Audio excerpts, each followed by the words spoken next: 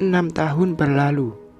Sebuah layar LED di kawasan pusat CBD yang paling ramai di kota Aroha sedang memutarkan sebuah wawancara. Beberapa waktu ini, grup SY memasarkan secara terbuka di Bursa Efek Kota Lamona. Grup SY hanya menggunakan 6 tahun untuk membangun perusahaan wirausaha menjadi perusahaan sekuat sekarang. Pemegang saham dan CEO grup SY adalah Hendra Setiawan. Dia menjadi legenda di Bursa Efek Kota Lamona. Selain itu, seminggu yang lalu dia bahkan menjadi sampul majalah Push. Hari ini kami sangat beruntung bisa mewawancarai Pak Hendra untuk menceritakan bagaimana dirinya membangun grup SY menjadi sebuah perusahaan yang begitu kuat. Siska dengan kecewa keluar dari gedung minor sambil membawa kertas CV. Dia langsung melihat pria yang bersinar terang di layar besar.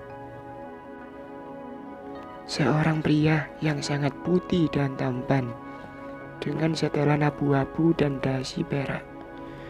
Dia meletakkan tangannya yang besar dan panjang di atas paha. Dia duduk tegak santai sambil menunjukkan senyuman sopan saat menghadap kamera. Dia terlihat sangat tenang, bahkan memancarkan aura yang kuat. Jawabannya terhadap pembawa acara sangat singkat. Hendra hanya menjawab berkat kebencian.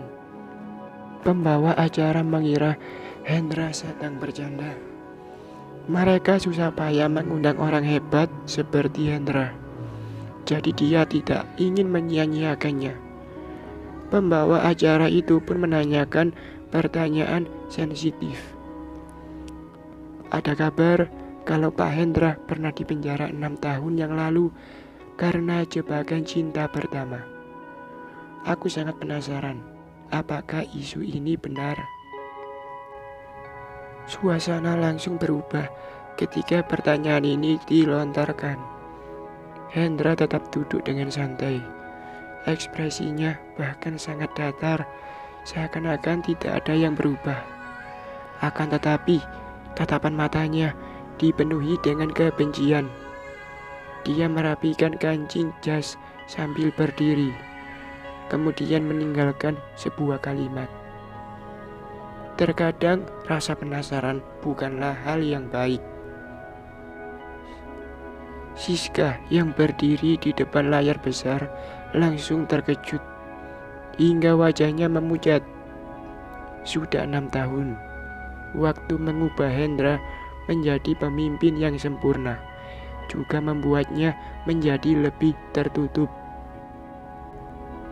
Kisah kehidupannya yang dipenjara 6 tahun lalu sudah berubah. Bahkan jika membicarakan masa lalu yang menyedihkan itu, hanya akan membuat orang jenius ini menjadi semakin misterius.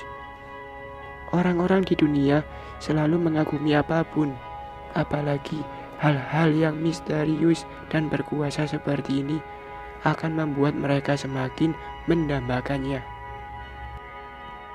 Para netizen hanya mengomentari, cinta pertama Hendra benar-benar bodoh. Dia pasti sangat menyesal. Siska pun tertawa karena dia memang menyesal. Siska selalu menyesal setiap hari. Akan tetapi, sekarang dia dan Hendra sudah menjadi orang yang beda dunia. Siska baru saja dipecat dari stasiun TV Kota Aroha. Stasiun TV mengatakan kalau Siska sudah menyinggung orang penting. Akan tetapi, Siska terus mencari pekerjaan. Sayang sekali, semuanya menolak. Orang penting yang tidak boleh disinggung mungkin adalah Hendra, kan? Hendra masih membencinya sampai sekarang. Namun, Siska tidak membenci pria itu sama sekali, karena ini adalah hukumannya dan dia pantas menerimanya. Hanya saja Angel segera duduk kelas 1. Tapi Siska malah masih belum sanggup membayar uang sekolah puluhan juta. Akhir bulan ini dia juga harus membayar uang sewa rumah. Semua pengeluaran ini membuat Siska merasa frustasi.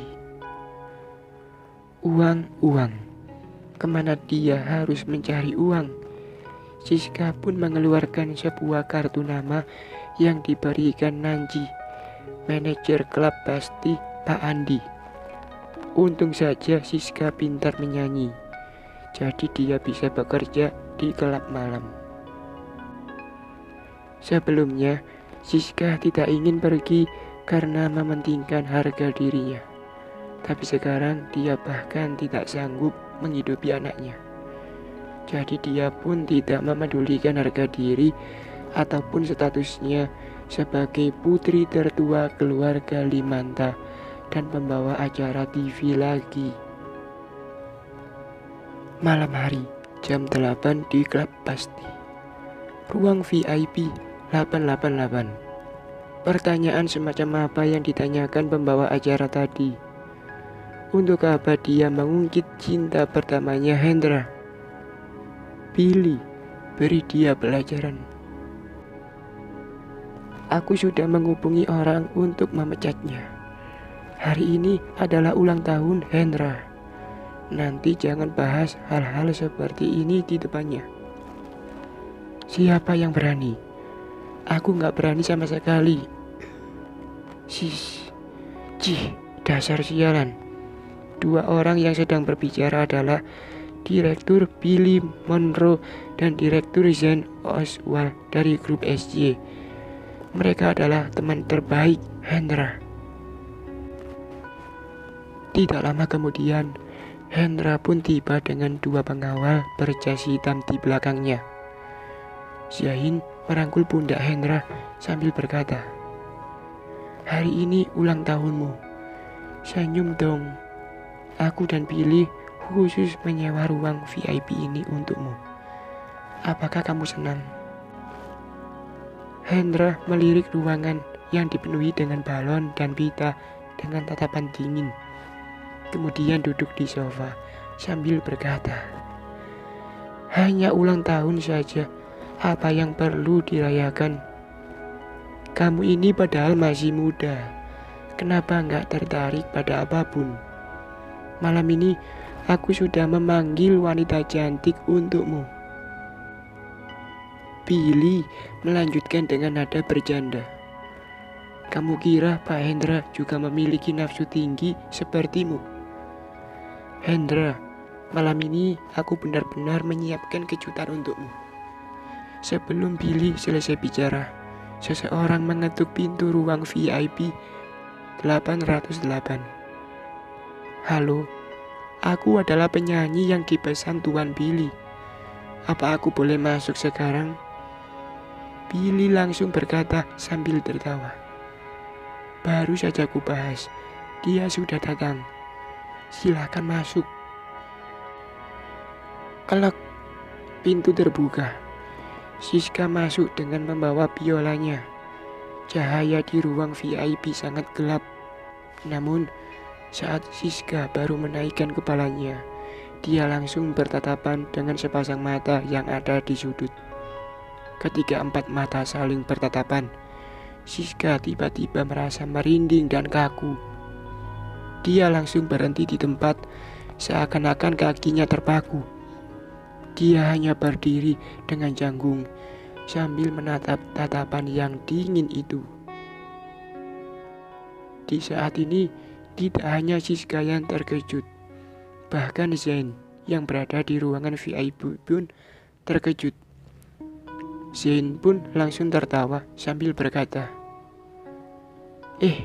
bukankah kamu Nona Siska dari kota Mulo? Bukannya kamu menjadi pembawa acara di stasiun TV? Kenapa kamu menjadi penyanyi di tempat hiburan?" Hendra duduk di sudut dengan bermartabat sambil melihat Zain menertawakan Siska tanpa mengatakan apapun. Wajah tampannya tidak menunjukkan ekspresi apapun. Tatapannya terhadap Siska juga seolah-olah tidak kenal. Mereka hanya seperti orang asing.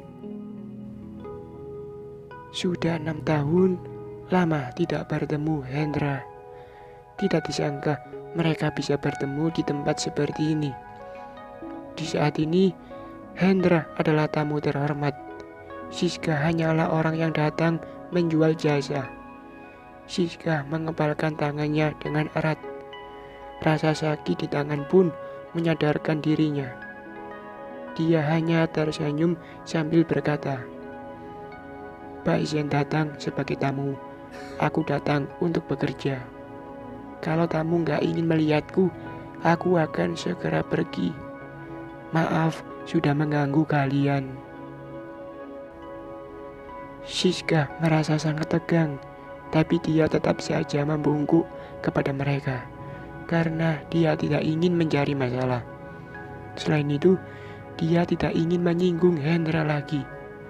Ketika Siska mengambil biolanya dan hendak pergi, seorang pria di sudut yang selalu diam sejak awal tiba-tiba berkata, "Berhenti." Bersambung.